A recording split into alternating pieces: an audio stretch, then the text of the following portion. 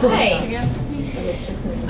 Okay, so this is not erotic at all in any way.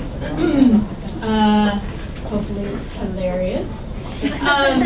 This is the true confessional story of how I learned about sex. First, my mom bought me a picture book called How Babies Are Made. The first half of the book showed paper cutout illustrations of Cocker Spaniels frolicking in a field of dandelions. And then suddenly, one dog was on top of the other dog, and both dogs looked traumatized. The second half of the book showed a man in bed, lying on top of a woman who had her eyes closed, and they both just looked like they were sleeping. Then I found some of my dad's Playboys stacked in between issues of Art in America. As a child, I scolded him. "They have good articles," he responded. When I uncovered another stash of Penthouse, I stole them. It wasn't so much that I disapproved, it was more that I wanted to wait until bedtime and look at them up close under the covers with a flashlight. By then, I was a chronic masturbator. You probably can't even call what I was doing self-pleasure because technically I did have partners. I was humping my stuffed animals like crazy. But not just any stuffed animals. I reserved the bump and grind for the cows, which were small and pale yellow, and I had 5 of them. I humped them so hard night after night, and at such a feverish pace that their bodies were completely deformed. They looked more and more like camels by the end of each session. This was disturbing to me when I got older and looked back on it, until I realized that almost every kid will hump anything that accidentally happens to do the trick. The arm of the sofa, a hippity hop. I mean, I'm just saying. But I mounted a cow at bedtime so often, it was inevitable that my mom would peek in my room to check on me and find me getting it done. I never would have known that I'd been caught in the act had she not made fun of me for it one day. I should probably save the details of that cruel moment for a mental health professional. The point is, it fucks my shit up for life. I certainly didn't stop getting off on my cows because when you've got a good thing going, you can't just walk away. But I learned that these were things that you didn't talk about and maybe were not supposed to be doing in the first place. I went to Pierce School in a suburb of Massachusetts, where sex ed started in 6th grade, offering 70s film strips and ample use of the overhead projector. That same year, we were forced to have field trips with the 6th graders from the nearby Franklin School in an effort to help us adjust once we entered junior high together the next fall. The Franklin girls were different. They wore tight sweaters and painted on jeans and bright purple eyeliner. They had sticky, pink, frosted lips, and they carried purses. We had braces and backpacks. During a school-sanctioned outdoor educational camping trip with Franklin one weekend, we were less concerned with lessons about the environment than we were about which Franklin girl was going out with which Franklin boy and who had done what with whom in the bushes after lights out. I, for one, could not imagine what the hell went on in the bushes. Like literally the bushes? I learned about menstrual cycles, erections, and sperm in sex ed. I vaguely learned how some things worked, but I didn't get how you actually did things. I realized that I didn't even understand what you were supposed to do with a boy's tongue in your mouth. This seemed like really important information.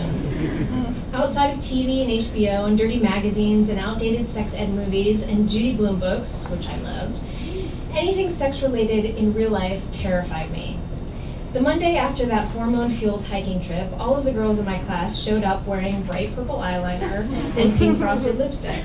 And someone had written Angela and Steve on the wall in the girls' bathroom, and Angela and Steve didn't even go to our school. We'd always made fun of the Franklin girls. We scoffed and rolled our eyes and called them sluts behind their backs. But secretly, we wanted to be Franklin girls.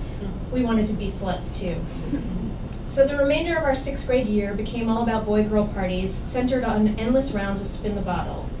Luckily, in every one of those pubescent games of forced fornication, I somehow never made it past the first round, and thereby managed to avoid having to get or give anything more than a peck on the cheek. The idea that I could possibly do it wrong and be rejected, laughed at, was just as paralyzing as the pressure to do something in the first place. One friend almost got laughed right out of the cafeteria once when she said that a blowjob was when you blow on a guy's dick, which is totally what I thought it was. I mean, I thought, if that's not what it is, let's call it something else so we all know what we're talking about. I was watching both awe and embarrassment while my peers met mid-circle and awkwardly but boldly made out. I wasn't horrified that they were doing it. I was horrified that everything around me had suddenly changed, and all of my friends were doing something I couldn't comprehend. Sure, I'd practiced romantically making out with my pillow, just like I learned from watching that made-for-TV movie Sooner or Later starring Red Smith. But that wasn't real, and pillows don't actually have live faces that French you back. It's so easy, my friend Melly told me once when I dared to ask her about it, but only after making her swear to God she would never tell anyone that I ever brought it up. I had so many secrets. I spent so much energy trying to hide the fact that I was a prude, when inside I felt like a perverted, penthouse-obsessed cowfucker.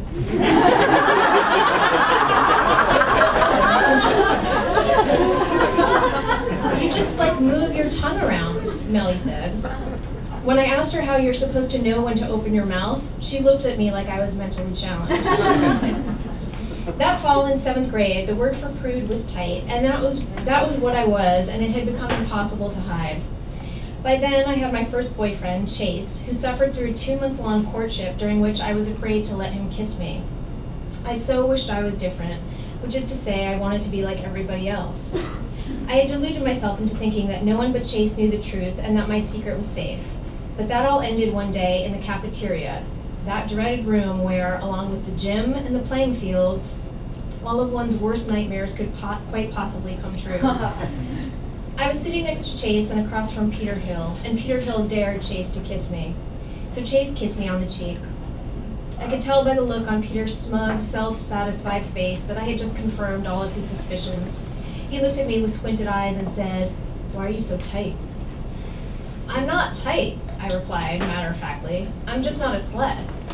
Which was basically a line I'd heard in one of the sex ed movies we saw in 6th grade. Also, great comeback from the girl who will only let her boyfriend put his arm around her and carry her books to and from school like she's fucking Sandra Dee. There's really very little chance of her ever being mistaken for a whore. Peter looked at Chase and rolled his eyes. Chase didn't say a word, didn't bother to come to my defense. I thought he was sweet and patient and really liked me, but maybe at the end of the day he was just another horny 12-year-old who'd seen Porky's and private lessons and who wore really tight gray corduroys and just wanted a normally developed girlfriend who would put her hand there and just touch it just for 1 second. As crushed and humiliated as I was, I couldn't blame him. I didn't make out with a boy until I was 14, which was late by most accounts. Whether I was finally ready or not, I just sort of let it happen. I went with my best friend and her boyfriend over to my boyfriend Joey's house when his parents were out. We went down to the basement and curled up under blankets on matching love seats. My first real kiss ended up being a sloppy all-night tongue wrestling marathon. It was awesome. And I didn't do it wrong. I did it right. So right. Also, I let him finger me under the blanket and I loved it. Also, I put my hand on his crotch over his pants, but then I took it away because it was weird and it felt like a hot hamster and I didn't know what to do with it.